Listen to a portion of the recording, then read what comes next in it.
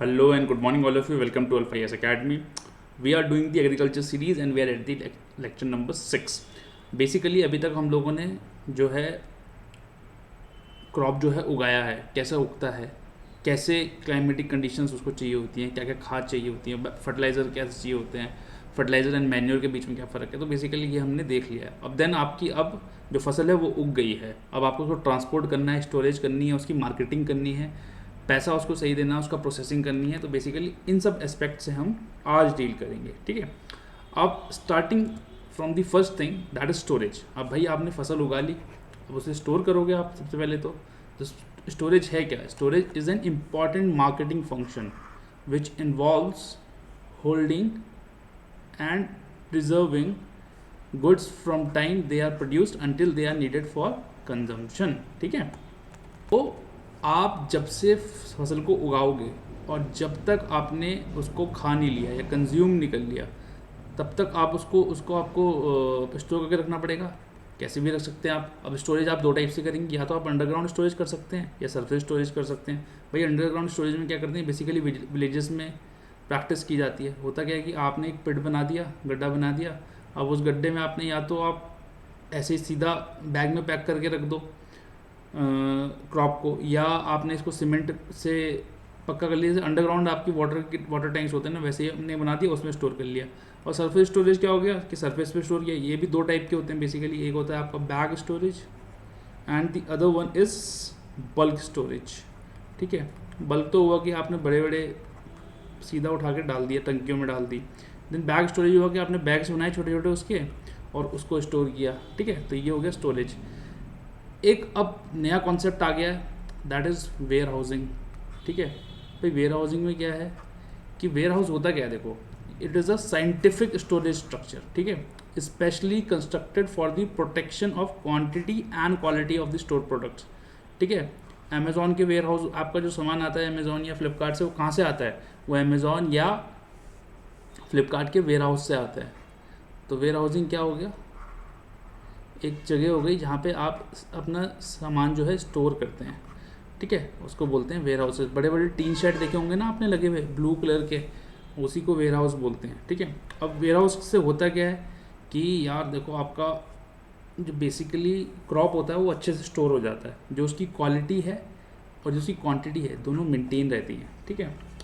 अब बात करें अगर रोल ऑफ वेयर हाउसिंग की, कि भाई रोल क्या है वेयर हाउसिंग का, तो सबसे पहले तो एक भैया वो साइंटिफिक स्टोरेज है कि जो स्टोरेज होती है वो बेहतर होती है, ख़राब नहीं होता। देन फाइनेंसिंग है। भाई फाइनेंसिंग क्या होता है कि आप वेयर हाउस जाएँ, आपने जो है 5 टन गेहूँ वहाँ पे सबमिट करी और वेयर हाउस जो है आपको एक रिसिप्ट देगा, उसको बोलते हैं वेयर हाउस रिसिप्ट, ठीक है, ठीक है। फिनेंसिंग के लिए यूज़ कर सकते हो आप उस वेयर हाउस रिसिप्ट्स को, ठीक है। देन मार्केटिंग इंटेलिजेंस की, आपको मार्केट का पता लगता है कि भैया किस क्रॉप का कितना दाम चल रहा है, गेहूं का कितना दाम है, राइस का कितना दाम है, तो ये सब दाम आप पता लगा सकते हो, ठीक है। देन प्राइस स्टेबलाइजेशन में वेयर हाउस हेल्प करता है। कैसे? भाई आपको पता है कि इतनी गेहूँ अलग अलग वेयर हाउसेज में कंट्री के अराउंड पड़ी हुई है, तो मतलब गेहूँ की कमी तो नहीं होने वाली अगले साल तक भी, अगर हमें गेहूँ की पैदावार इतनी नहीं होती। तो प्राइस स्टेबलाइजेशन में भी जो है वेयर हाउस काम करता है। अब वेयर हाउसिंग क्या होती है? वेयर हाउसिंग इन इंडिया में बात करें, देखो दो टाइप से वेयर हाउस होते हैं। एक तो आपका सेंट्रल वेयर हाउसिंग कॉर्पोरेशन है, एक स्टेट वेयर हाउसिंग कॉर्पोरेशन होते हैं, ठीक है। सेंट्रल ये दोनों ये होते एक्ट से बनते हैं ये, ठीक है, ऐसा कुछ नहीं है, स्टैट्यूटरी बॉडी होती है ये सब। और ये बेसिकली जो सेंट्रल वेयर हाउसिंग कमेटी है, ये जो है बेसिकली आपका 1957 में बनाया गया था, ठीक है। और लगभग आज के टाइम पे ये 120 काइंड्स की एग्रीकल्चर इंडस्ट्रियल कमोडिटी को स्टोर करता है, ठीक है। अब बात करेंगे स्टेट वेयर हाउसिंग कॉर्पोरेशंस की। तो basically state warehousing corporations क्या है कि स्टेट गवर्नमेंट एंड आपका सेंटर वेयर हाउसिंग कॉर्पोरेशन, ये दोनों जो है इसमें इक्वली कंट्रीब्यूट करते हैं, ठीक है। इसमें जो है इक्वली कंट्रीब्यूट करते हैं, उसी से मिलके जो है बनाया जाता है। फिर आपके पास एक होती है warehousing development and regulatory authority. ये actually warehousing development and regulatory act 2007 से बनाई गई थी। ये भी एक स्टैट्यूटरी बॉडी है और ये बेसिकली आपका, तो याद रख लेना, ये जो सब काम है ना, ये basically ministry of consumer affairs का काम है, ठीक है, ये जो काम है ministry of consumer affairs, food and public distribution का काम है, ठीक है। ये जो है आपका आता है डिपार्टमेंट ऑफ फूड में या department of food and public distribution में, ठीक है। अब ये तो क्या था आपका कि भाई वेयर हाउसिंग कैसी है इंडिया में, तो central warehousing corporation, then state warehousing commission and then warehousing development and regulatory authority, ठीक है। अब देखो एक चीज़ होती है वेयर हाउस रिसिप्ट्स। भाई वेयर हाउस रिसिप्ट्स कुछ नहीं होती है, इस पर क्या होता है आपको लोन मिल जाता है, आप पैसा उठा सकते हैं आगे। आप गए, आपने 1 टन गेहूँ, मैंने आपको बताया ना, आपने 1 टन गेहूँ जो है वेयर हाउस में जमा कराई, वेयर हाउस जो है आपको एक रिसिप्ट बना के देगा, ठीक है। उस रिसिप्ट में बहुत कुछ लिख देगा वो कि भाई कितनी क्वांटिटी है, कितना उसका दाम है, ठीक है, किस क्वालिटी की वो गेहूँ है और कब आई, कितना उसे ग्रेडिंग करके सब कुछ लिख के दे देगा आपको, एक रिसिप्ट बना के दे देगा। अब आप जो रिसिप्ट है, मान लिया आपको उसने 500 रुपये की एक वैल्यू लगाएगी, 500 रुपये की गेहूँ आपकी वेयर हाउस में जमा है, तो लगभग आपको जो बैंक है 400 से 450 रुपये का लोन दे देगा इस रिसीट पे। आपके पास पैसे नहीं है, बट देन आप इस रिसीट पे जो है आगे पैसा उठा सकते हैं, आपको जो है हेल्प करेगा, ठीक है। तो बेसिकली हुआ क्या, वेयर हाउस गए, वेयर हाउस में आपने एक अपना जमा किया, उसने आपको रिसिप्ट दी, रिसिप्ट आप जो है बैंक या कहीं भी जो है पैसा उठा सकते हैं लोन के लिए, ठीक है। तो ये होगी वेयर हाउसिंग रिसिप्ट, इसको basically negotiable warehousing receipts भी बोलते हैं, ठीक है। अब जो सेकंड बहुत इंपॉर्टेंट, एक तो वेयर हाउसिंग स्टोरेज के लिए क्या हो गया आपका, वेयर हाउसेज हो गए। अब स्टोरेज के लिए या सब कुछ जो देख रेख है भाई, अब क्या है कि प्रोक्योर करना है क्रॉप्स को, उसको आगे भेजना है, ट्रांसपोर्ट करना है, लोगों में बांटना है, तो उसके लिए हमने एक अथॉरिटी बना रखी है, उसको बोलते हैं हम फूड कॉर्पोरेशन ऑफ इंडिया। बड़ी अच्छी नौकरियां निकलती हैं इसमें भी आजकल। ये एक टाइप का PSU है, ठीक है, पब्लिक सेक्टर अंडरटेकिंग जिसको हम बोलते हैं, this is a kind of PSU, ठीक है। And it is under the department of food and public distribution, ministry of consumer affairs, ठीक है। बेसिकली इसको कब बनाया गया था, 1965 में बनी थी। और किस एक्ट से बनी है, एक एक्ट है आपका, ठीक है, फूड कॉर्पोरेशन ऑफ इंडिया बना है। फूड कॉर्पोरेशन ऑफ इंडिया आपका कब बना, 1965 में, अंडर दी एक्ट है एक आपका फूड कॉर्पोरेशन एक्ट 1964 का, ठीक है, उससे बना है फूड कॉर्पोरेशन से एक्ट 1964, ठीक है। इसके साथ ही 1965 में एक और चीज़ बनी भैया, उसको हम बोलते हैं commission for agriculture cost and prices, ठीक है, CACP जिसको बोलते हैं हम लोग, ठीक है। CACP ही वो अथॉरिटी है बेसिकली जो MSP डिसाइड करती है, मिनिमम सपोर्ट प्राइस जो फार्मर्स को मिलता है ना, वो CACP ही डिसाइड करती है। अब FCI काम कैसे करता है, भाई फार्मर्स हैं, फार्मर्स आ गए आपके पास, फार्मर्स ने क्या किया, सरकार ने MSP घोषित कर दी या मिनिमम सपोर्ट प्राइस घोषित कर दिया, किसने, सेंटर ने। सेंटर की अथॉरिटी कौन है, फूड कॉर्पोरेशन ऑफ इंडिया। अब क्या, वो फूड कॉर्पोरेशन ऑफ इंडिया का काम है कि वो फार्मर्स से गेहूँ, धान, जो भी जितनी भी आपका 23 कमोडिटीज़ हैं बेसिकली CACP के अंडर, ठीक है। Commission of agriculture cost and production जो है लगभग 23 कमोडिटीज़ के लिए MSP देता है, ठीक है। उसमें से 7 सीरियल्स हैं, 5 पल्सेस हैं एंड 7 ऑयल सीड्स हैं, ठीक है। अब पहले इसका नाम actually commission for agriculture cost and prices था, बट 1985 में इसका नाम CACP लिया गया। अब क्या हुआ कि आपने MSP घोषित कर दी, अब क्या FCI क्या करेगा कि फार्मर्स के पास जाएगा, बोलेगा कि यार चलो ठीक है, हम ये MSP है, ये आपके पैसे रहे, मुझे दे दो। वो उठा के अपने FCI के बड़े बड़े गोडाउन्स होते हैं वहाँ ले जाएगा, गोडाउन्स होते हैं। अब उसके बाद वो स्टेट गवर्नमेंट को देता है, किस पे देता है, उसको बोलते हैं सेंट्रल इशू प्राइस में। तो FCI तो खरीदेगा किस पे, MSP पे, और FCI स्टेट गवर्नमेंट को कौन से प्राइस पे देगा, सेंट्रल इशू प्राइस पे, ठीक है। उसके बाद स्टेट गवर्नमेंट्स जो है आगे डिस्ट्रीब्यूशन का काम जो होता है बेसिकली स्टेट गवर्नमेंट्स का होता है, ठीक है। स्टेट गवर्नमेंट्स आगे किसको दे देंगी, फेयर प्राइसेस शॉप या आपका जो PDS शॉप्स होती है, सरकारी गले की दुकान जो होती है, वहाँ पे दे देगी, ठीक है। अब फेयर प्राइस शॉप किसे देंगे, बेनिफिशियरी को। आपका जो NFSA है, नेशनल फूड सिक्योरिटी एक्ट है, उसके अंदर जो भी सेंट्रल इशू प्राइस होगा वो बेनिफिशियरी को दिया जाएगा। तो ऐसे जो है होती है प्रोक्योरमेंट एंड डिस्ट्रीब्यूशन होता है किसी भी क्रॉप का। ऑब्जेक्टिव्स देख लेते हैं जल्दी से फूड कॉर्पोरेशन ऑफ इंडिया के। देखो, एक तो रिम्यूनरेटिव प्राइस देना है, किसको देना है, रिम्यूनरेटिव प्राइस, अच्छा प्राइस मिले फार्मर्स को, ठीक है। देन आपको बफर स्टॉक मेंटेन करके रखना है ताकि कोई भी दिक्कत आए तो वहाँ पे आप उस समय जो है प्रोवाइड कर सकें जो आपका एक्सेस है। देन प्राइसेस को स्टेबलाइज करना है, भाई ऐसा सप्लाई आपको मेंटेन रखना है कि ना प्राइसेस ज़्यादा ऊपर जाएँ ना ज़्यादा नीचे जाएँ, एक टाइप से जो है मेंटेन रहें। देन आपको एक्सेसिबिलिटी, अवेलेबिलिटी, अफोर्डेबिलिटी पर भी ध्यान देना है कि खरीद सकें लोग, ठीक है, और जो भी जितनी भी डिमांड है वो पूरी की जा सके, वो हमेशा अवेलेबल रहे, ठीक है। देन आपको जो है ग्रेन्स जो है पब्लिक डिस्ट्रीब्यूशन सिस्टम तक भी पहुंचानी है, पीडीएस को भी देनी है। देन प्राइस सपोर्ट ऑपरेशंस किसके लिए, in the interest of farmers, interest of farmers के लिए आपको प्राइस को मतलब प्राइस को मैनेज करना है। देन कौन कौन सी एक्टिविटीज़ हैं जो एफसीआई लेता है, एक तो देखो प्रोक्योरमेंट कैसे करेगा भाई, एमएसपी घोषित कर दी और जाके वो प्रोक्योर करता है। अब प्रोक्योर भी बेसिकली दो तरीके से करता है, एक डायरेक्ट एक इनडायरेक्ट, ठीक है, एक डायरेक्ट एक इनडायरेक्ट, ठीक है। अब एक स्कीम होती है उनकी, उसको बोलते हैं decentralised procurement scheme. Decentralised procurement scheme actually 1998 की स्कीम है। बेसिकली इसमें कुछ नहीं होता, इसमें जो है स्टेट गवर्नमेंट को ही, स्टेट में गए एफसीआई गई, एफसीआई के गोडाउन कहाँ होते हैं, स्टेट में ही होते हैं, वहीं से प्रोक्योर करते हैं और वहीं से जो है उसको आगे ट्रांसफ़र कर देते हैं, ठीक है। उनको ज़रूरत नहीं पड़ती है कि कहीं और उसको कहीं गोडाउन में ले जा रहे हैं सेंट्रल, भाई पता लग रहा उत्तराखंड में आपने गेहूँ लेनी है, ठीक है, उत्तराखंड में ही बटनी है, तो आप कोशिश करेंगे उत्तराखंड से ही प्रोक्योर की जाए और उत्तराखंड में ही बिक जाए। अब जो बाकी कम पड़ेगी वो बाहर से आती है। बट देन जैसे यूपी है, यूपी में तो अच्छा खासा होता है भाई, यूपी में ही खरीदी, यूपी में ही बेच दिया आपने। अब ऐसा थोड़ा ना है कि आप पता यूपी उत्तराखंड से आपने इकट्ठी करी, फिर दिल्ली गई, दिल्ली से फिर यूपी और यूके जा रही है, तो क्या हुआ कि कॉस्ट आपकी ज़्यादा आती है इसमें। देन डिस्ट्रीब्यूशन, एफसीआई का काम क्या है, डिस्ट्रीब्यूट भी करना है आगे किसको, जो आपका सरकारी गले की दुकान है, इसको पीडीएस भी बोलते हैं, ठीक है, जो नेशनल फूड सिक्योरिटी एक्ट में आपने प्रोवाइड करनी है फूड ग्रेन्स लोगों को, बेनिफिशियरी को, उस सबको आपको देखना है। अब एक याद रखिएगा, एफसीआई में हमेशा रिफॉर्म्स की बात चलती रहती है, तो बेसिकली एक कमेटी बनाई गई थी, उसका नाम था शांता कुमार कमेटी।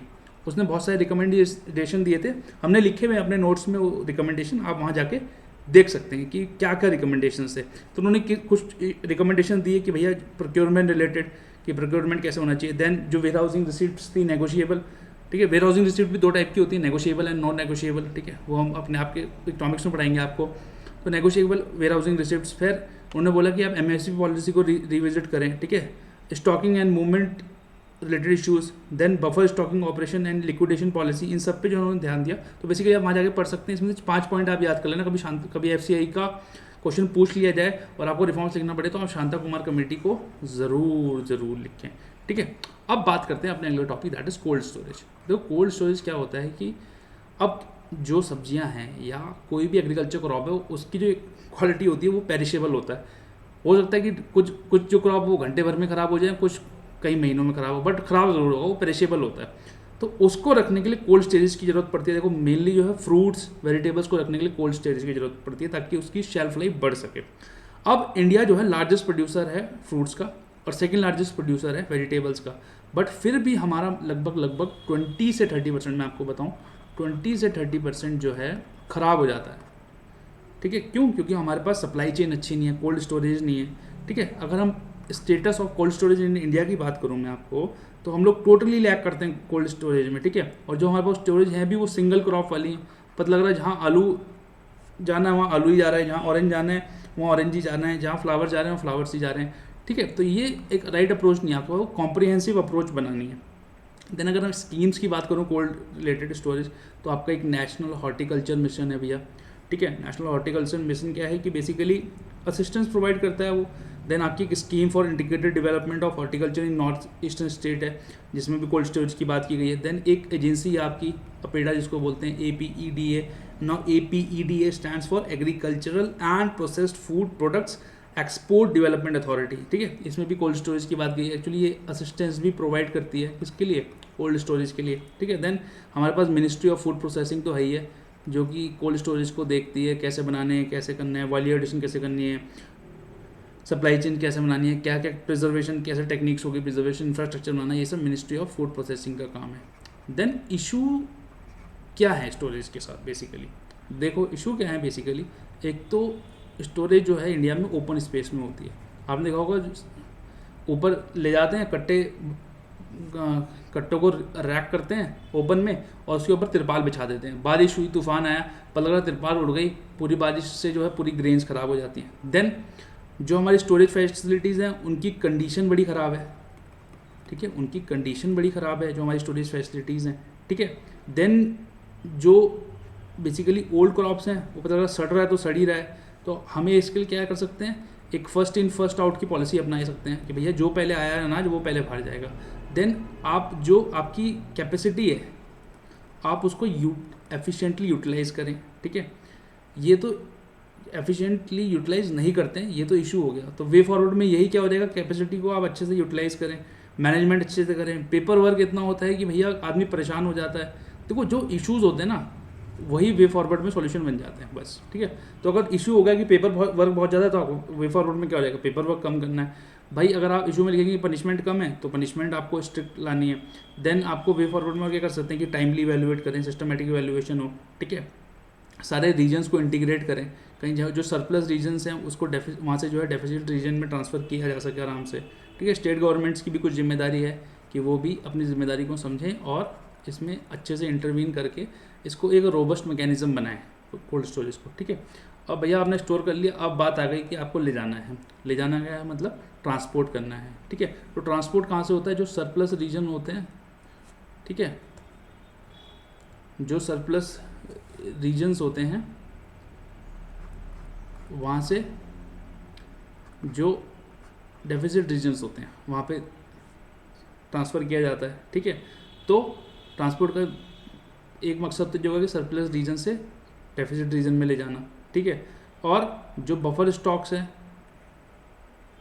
उसको डेफिसिट रीजन्स में पहुंचाना। देन आपका जो नेशनल फूड सिक्योरिटी एक्ट या टारगेटेड पब्लिक डिस्ट्रीब्यूशन सिस्टम में जो भी अनाज चाहिए उसको वहाँ तक पहुँचाना। तो बेसिकली ट्रांसपोर्ट भी एक टाइप का इम्पॉर्टेंट फैक्टर है। अब जो है पहुँच गया आपका अनाज जहाँ पे पहुँचना था, उसके बाद आप बांट दीजिए। अब बात करते हैं एग्रीकल्चर मार्केटिंग की। देखो एग्रीकल्चर मार्केटिंग कोई वो वाली मार्केटिंग नहीं जो आप समझ रहे हैं, हाँ वो भी कंपोनेंट है कि बढ़िया से मार्केट करेंगे उसको, बढ़िया उसकी वैल्यू बनाएंगे, ब्रांडिंग करेंगे तो अच्छा बिकेगा।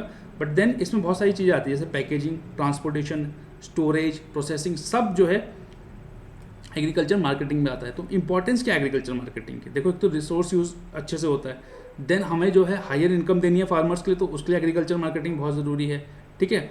मार्केट जब आप अच्छे से मार्केट कर पाएंगे तो मार्केट जो रीच है आपकी वो बढ़ेगी, आपका मार्केट शेयर बढ़ेगा, आप जो मार्केट को आप वाइडन कर पाएंगे, ठीक है। जो एग्रो बेस्ड इंडस्ट्रीज़ हैं उसकी ग्रोथ में आप मदद कर सकते हैं, ठीक है। देन जो आप नई नई टेक्नोलॉजीज़ ला सकते हैं, साइंटिफिक एंड टेक्निकल नॉलेज का आप इस्तेमाल कर सकते हैं अच्छे से, ठीक है। और क्या देता है ये, इतने सारे लोगों को एम्प्लॉयमेंट देता है एग्रीकल्चर, इसलिए एग्रीकल्चर मार्केटिंग पे फोकस करना बहुत ज़्यादा ज़रूरी है, ठीक है। अब बात करते हैं कैरेक्टरिस्टिक्स की, ठीक है। तो कैरेक्टरिस्टिक्स क्या हैं of agriculture products and production. Basically agriculture products क्या हैं, पेरिशेबल हैं, ख़राब हो जाते हैं, कुछ महीनों में होंगे या कुछ सालों में होंगे लेकिन ख़राब ज़रूर होंगे। देन सीजनैलिटी है उनमें कि पर्टिकुलर सीज़न में ही उगेगा, ठीक है। अब मैं बोलूँ आपको कि सर्दियों में आम उगा तो नहीं उगेगा, गर्मियों में ही उगेगा। देन बल्कीनेस है, भारी होते हैं, बड़े बड़े ट्रक चाहिए होते हैं ट्रांसपोर्टेशन के लिए। देन वेरिएशन है किसमें, क्वालिटी ऑफ प्रोडक्ट्स में, कि हो सकता है कि इस बार बढ़िया आम आए हो, अगली बार ख़राब आम आ जाए, कोई पेस्ट आ जाए, कोई डिजीज़ आ जाए, जैसे काउज में आजकल लंपी डिजीज़ आ रखा है। तो बेसिकली क्या है कि वो कितना इफेक्ट कर रहा है हमारी एक पर्टिकुलर लाइफ स्टॉक को, कितना इंपैक्ट कर दिया। ऐसे ही डिजीजेज, पेस्ट जो हैं हमारे एग्रीकल्चर प्रोडक्ट्स को भी ख़राब करते हैं। देन इरेगुलर सप्लाई, भाई जिस साल पता लगा मानसून अच्छा हुआ उस साल अच्छी सप्लाई आई, जिस साल मानसून ख़राब हो गया उस साल सप्लाई उतनी अच्छी नहीं आ पाई, तो इरेगुलर सप्लाई है। देन लैंड होल्डिंग साइज़ क्या है, स्मॉल हो गया, जिसकी वजह से क्या है कि खेती इतना रिन्यूमरेटिव ऑक्यूपेशन रह गया है तो खाली पड़ी रहती हैं लैंड्स, ठीक है। और क्या हो रहा है, उससे खेती कम हो रही है, ठीक है। देन प्रोडक्ट प्राइसिंग सही नहीं है, पता ही नहीं लगता फार्मर्स को कि भाई क्या प्राइस चल रहा है, क्योंकि अब वो क्या करता, बस फार्मर क्या करता है बेसिकली, आया उसने फसल काटी या फसल को हार्वेस्ट किया और सीधा जाके उसे बेच देता है। वो ना उसके पास कोल्ड स्टोरेज है, ना उसके पास इंफ्रास्ट्रक्चर फैसिलिटी है कि उसको स्टोर कर सके, ट्रांसपोर्ट कर सके, कुछ नहीं। उसमें जो है मिडल मैन आ जाते हैं। देन ठीक है, एक रिपोर्ट में आपको पढ़ाऊंगा आगे, उसमें देखना आप कितना परसेंटेज मिडल मैन के पास जाता है, ठीक है। देन प्रोसेसिंग नहीं है, प्रोसेसिंग की कोई सुविधाएँ नहीं है। तो बेसिकली ये करैक्टरिस्टिक्स है किसकी, एग्रीकल्चर प्रोडक्ट्स की, कि उसको प्रोसेसिंग की ज़रूरत होती है, उसे सही प्रोडक्ट प्राइसिंग की ज़रूरत है, ठीक है। अब बात करते हैं growth of agriculture marketing in India. Basically अगर मैं आपको थोड़ी सी इसकी हिस्टोरिकल बैकग्राउंड दूँ, ठीक है, हिस्टोरिकल बैकग्राउंड दूँ, तो सबसे पहले बेसिकली एक 1928 में आपका रॉयल कमीशन ऑन एग्रीकल्चर आया था, ठीक है। फिर 1935 में हम लोगों ने एक directorate of marketing and inspection बनाया, ठीक है। फिर 1937 में जाके हम लोगों ने एक एक्ट बनाया जिसने कि फोकस किया किस पे, ग्रेडिंग एंड स्टैंडर्डाइजेशन पे, ठीक है, ग्रेडिंग एंड स्टैंडर्डाइजेशन पे, किसके, एग्रीकल्चर प्रोडक्ट्स। फिर ये तो प्री इंडिपेंडेंस की बात है। पोस्ट इंडिपेंडेंस में आ जाते तो फर्स्ट और सेकंड 5 ईयर प्लान में तो एग्रीकल्चर मार्केटिंग पे कुछ ध्यान ही नहीं दिया गया, ठीक है। बट देन एक नेशनल कमीशन एग्रीकल्चर बनाया गया था, जो पहला एग्रीकल्चर कमीशन एग्रीकल्चर था, उसने एग्रीकल्चर मार्केटिंग पे फोकस किया। उसके बाद चीज़ें इंप्रूव हुई और कहीं जाके 10th 5 ईयर प्लान में हमने जो है एक मॉडल लॉ बनाया, मिनिस्ट्री ऑफ एग्रीकल्चर ने एक मॉडल लॉ बनाया किस पे, ऑन एग्रीकल्चर मार्केटिंग, ठीक है, 10th 5 ईयर प्लान में, ठीक है। अब मैं अगर बात करूं कि ड्राइवर्स क्या हैं ग्रोथ के एग्रीकल्चर मार्केटिंग में इंडिया में, तो सबसे पहले तो भैया देखो स्पेशलाइजेशन चाहिए हमें। जब स्पेशलाइजेशन होगी भाई, हो सकता है कि आप टमाटर उगा रहे हैं, लेकिन टमाटर इतने बढ़िया उगा दे रहे हैं और इतनी क्वांटिटी में उगा दे रहे हैं कि आप जो है प्लस में, पॉजिटिव में, जैसे मैं आपको एप्पल से एग्जांपल दूँ, हिमाचल चले जाओ तो वहाँ पे जिसके पास भी सेब के बगीचे हैं या ऑर्चर्ड्स हैं, तो वो लोग बड़े अमीर होते हैं भैया वहाँ पे, ठीक है, उनके पास बड़ा पैसा होता है, ठीक है। तो स्पेशलाइजेशन हमें बढ़ानी है। देन अर्बनाइजेशन जो है एक इंपॉर्टेंट फैक्टर है, क्योंकि जो एग्रीकल्चरल सरप्लस है वो आपकी अर्बन पॉपुलेशन ही खरीदती है, ठीक है। आप गेहूँ गांव में ही खरीद लोगे ना तो हो सकता है आपको 40 रुपये किलो मिल जाए, ठीक है, वही खेत से आ रही है। बट देन आपने उस पर एक ऑर्गेनिक का टैग लगा दिया, एक नॉन GMO का टैग लगा दिया, वही गेहूँ जो है आपके शहर में 400 रुपये किलो बिकती है, ठीक है। क्यों? आपकी ब्रांडिंग अच्छी है, आपका मार्केटिंग अच्छी है, ठीक है। अब फिर बात है कि टेक्नोलॉजिकल चेंज लाने हैं हमें एग्रीकल्चर में, वही ड्राइव करेंगे। अगर हम मॉडर्न जो हमारे ट्रेडिशनल वेज हैं एग्रीकल्चर से, अगर उससे ही करते रहे तो ठीक है, हमने प्रोडक्टिविटी तो अचीव कर ली है। बट देन अब हमें, जैसे मिड डे मील स्कीम में क्या हुआ, पहले कैलोरीज पे ध्यान दिया जाता था, अब न्यूट्रिशन पे दिया जाता है। ऐसे ही टेक्नोलॉजिकली एडवांस से हम लोग क्रॉप्स को मोर न्यूट्रिशियस बना सकते हैं। देन ट्रांसपोर्टेशन एंड कम्युनिकेशन पे तो हमें ध्यान देना ही है, क्योंकि जब एक robust transportation and communication system होगा आपके पास, तभी आप एग्रीकल्चर मार्केट को स्ट्रॉन्ग बना सकते हैं। प्रॉब्लम्स क्या है एग्रीकल्चर मार्केट के साथ इंडिया में? एक तो इम्प्रॉपर वेयर हाउसेज हैं, वेयर हाउसेज प्रॉपर नहीं है, गांव में है ही नहीं। गांव में बेसिकली कैसे वेयर हाउसेज होते हैं मैं आपको बताऊं, कच्चे जो मकान होते हैं या कच्चा हाउसेज जो होते हैं उसमें लोग जो है अपनी फसल काट के रख देते हैं। अब क्या हुआ, रात को बारिश हुई, अब वो मिट्टी पूरी बह गई, पूरा टूट गया, पूरी फसल ख़राब हो जाती है, उनके महीनों की जो मेहनत है वो ख़राब हो जाती है। Then there is a lack of grading and standardisation. India में तो ग्रेडिंग और स्टैंडर्डाइजेशन तो है ही नहीं कि ग्रेड किया जाए कि भाई एक अच्छी क्वालिटी की वीट है, इसका ग्रेड अच्छा है, ग्रेड 1 की है, ग्रेड 2 की है, ग्रेड 3 की है। ग्रेडिंग है ही नहीं। बेसिकली क्या होता है, आपने हार्वेस्ट किया, सारा आपने मिलाया और एक साथ बेच दिया। इंडिया में ये वाली अप्रोच चलती है, ठीक है, कि सारा का सारा सेल्स आपने एक साथ कर दिया। देन हमारे पास एडिक्वेट ट्रांसपोर्ट फैसिलिटीज़ हैं, आज भी गाँव में रोड नहीं पहुँची है, रेलवेज़ बहुत कम जगह है, ठीक है। Then presence of large number of middle man. मैं आपको एक रिपोर्ट बताता हूँ, अगर एग्रीकल्चर प्रोडक्ट से 100 रुपये कम आए हैं ना, तो सिर्फ उसमें से 53 रुपीज़ फार्मर के पास जाता है, 31 रुपीज़ जो है बेसिकली मिडल मैन के पास जाता है, और जो रिमेनिंग 16 है वो आपका एग्रीकल्चर मार्केटिंग में जाता है, भाई ट्रांसपोर्ट, प्रोसेसिंग, इन सब में जाता है, ठीक है। तो 31% ये जो मिडल मैन है 31% ले जाता है बिना कुछ किए। जबकि ठीक है, मान लिया मिडल मैन हो, बट देन उसका शेयर 5% 6% 10% ज़्यादा नहीं होना चाहिए। जो मैक्सिमम शेयर है वो फार्मर्स को तो जाता है, बट देन फार्मर्स का शेयर और बढ़ना चाहिए, क्योंकि फार्मर्स ही हैं जो पूरी मेहनत करते हैं। Then there are malpractices, unregulated market है एग्रीकल्चर मार्केट। क्या होता है कि पता ही नहीं होता है, क्योंकि इनएडुकेट मार्केट इन्फॉर्मेशन है फार्मर के पास, या मार्केट इन्फॉर्मेशन पूरी नहीं है।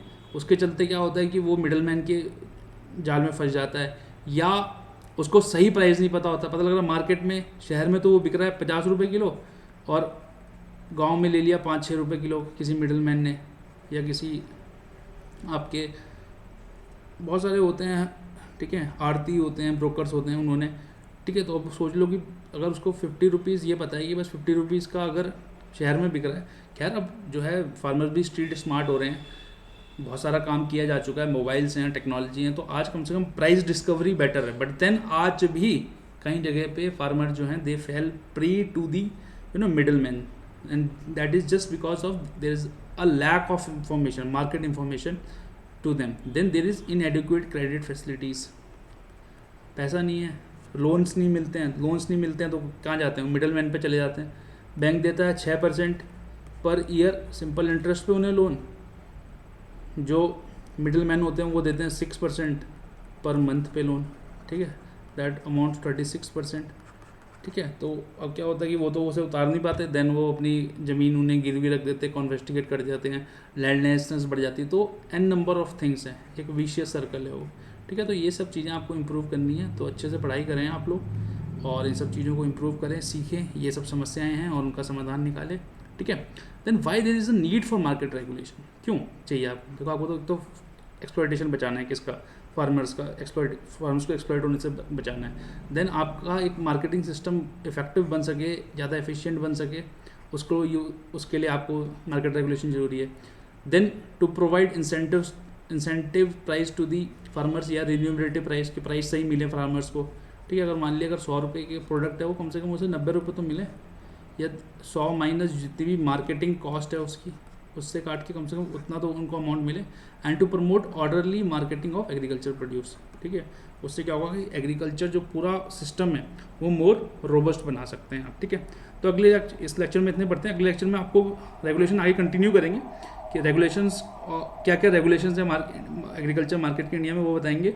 और जो फार्म लॉज थे वो इसी रेगुलेशन से रिलेटेड थे, जैसे आपका एसेंशियल कमोडिटी एक्ट है, APMC एक्ट है, ये सब जो है हम लोग आपको अगले क्लास में बताएंगे, ठीक है।